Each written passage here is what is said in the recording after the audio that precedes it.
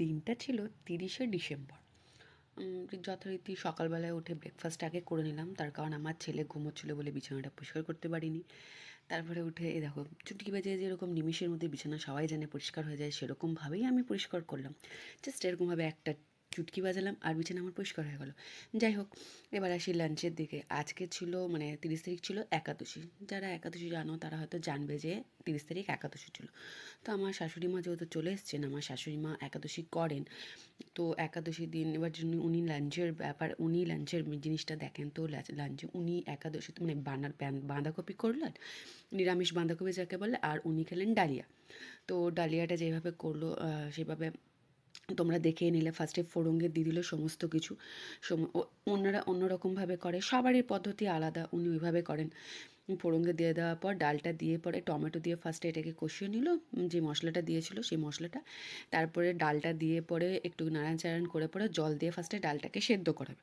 ডালটাকে সেদ্ধ করে পরে একটু ডালটা সেদ্ধ হয়ে যাওয়ার পর ভেজিটেবলগুলো দিচ্ছে। ফার্স্টে গাজরটা দিয়ে দিল। গাজরটা যেহেতু তাড়াতাড়ি সেদ্ধ হতে সময় লাগে, জন্য আগে গাজরটা দিয়ে দিল। গাজরটা একটু সেদ্ধ হয়ে যাবে, তারপরে দেবে ফুলকপি আর শিমটা। মটরশুঁটি দিয়ে দিল, ফুলকপি আর শিম দুটোই সব দিয়ে দিল। তারপরে দিল ওই ডালিয়াটা। ডালিয়াটা দেওয়ার পর নাড়িয়ে চাড়িয়ে ঢাকা দিয়ে রেখে দিল। যখন সেদ্ধ হবে নামানোর আগে একটু ঘি দিয়ে নামিয়ে নেবেন। এটাই হচ্ছে ডালিয়া উনি করেন। আর আমার ভীষণ ভালো লাগে ডালিয়া খেতে। ওনার হাতে ডালিয়া খেতে আমার সত্যিই ভীষণ ভালো লাগে, খুব ভালো করেন। এই যে আমি স্নান করতে চলে গেলাম, সেই সময় স্নান করে এসে পরে আমি তখন ফ্রেশ হয়ে নেব।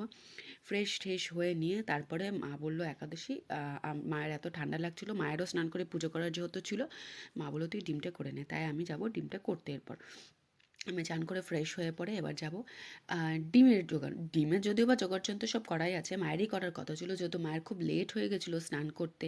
সেজন্য মা বললো যে তুই করে নে, আমি যাই স্নান করে পুজোটা করে নিই। সেজন্য আমি গেলাম। এ দেখো আমি রেডি হয়ে গেছি। রেডি হয়ে গিয়ে এবার ডিমের প্রস্তুতি। এই ডিমটা খুবই ইজি আর খুবই তাড়াতাড়ি হয়ে যায়, তোমরা একবার ট্রাই করতে পারো। জাস্ট কিছুই না, আমি জাস্ট রসুনগুলো তেলের মধ্যে দিয়ে দিই, পেঁয়াজটাকে লাল লাল হয়ে যাওয়ার পর একটুখানি আদাটা দিয়ে দিই।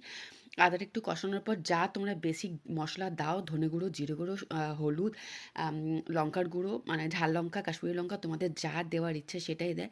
দিয়ে পরে কষিয়ে টষিয়ে নামিয়ে একটু জল দিয়ে পরে কিছুক্ষণ ফুটিয়ে ডিমগুলো দিয়ে কিছুক্ষণ ফুটিয়ে বেশি করে ধনেপাতা দিয়ে জাস্ট নামিয়ে নেওয়া, আর কিছুই না।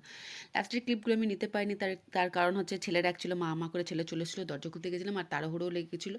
সেজন্য লাস্টের আমি ক্লিপগুলো নিতে পারিনি। এখানে আমি একটু টমেটো সস নিয়েছি, কারণ এইটুকু ডিমের কারির জন্য একটা গোটা টমেটো কাটলাম না, সেজন্য একটু টমেটো সস দিয়ে দিলাম। আর টমেটো সস দিয়ে খেতে সত্যি খুব ভালো লাগে, তোমরা একবার ট্রাই করে টমেটো সস দিয়ে দেখতে পারো। না, এখানেই আমাদের লাঞ্চটা শেষ হলো, মানে লাঞ্চ করাটা শেষ হলো। আসছি, টাটা, বাই।